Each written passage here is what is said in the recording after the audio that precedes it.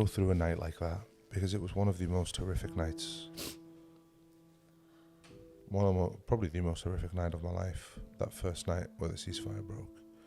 But I remember because there's one CT scanner and it's located 100 meters away, and obviously the beds are all broken.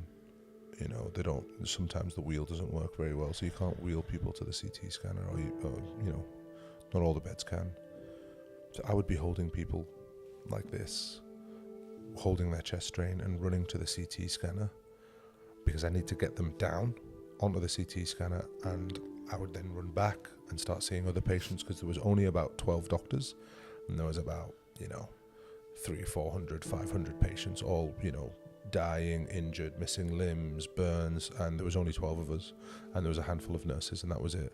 But we also needed to move patients around, to the CT scanner and back. So, that's when the fitness came in, and I was just running back and forth and carrying people. But I remember, this man that I'd put a chest drain in.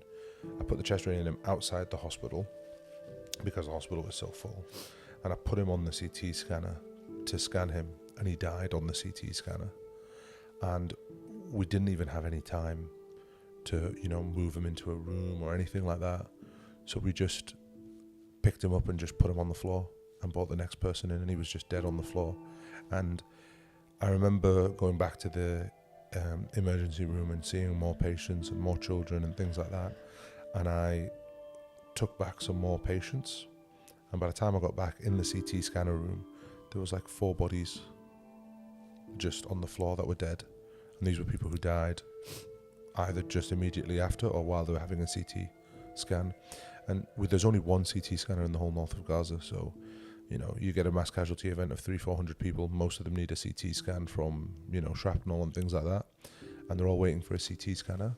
And it's not even in the hospital; it's just in a building away from the hospital.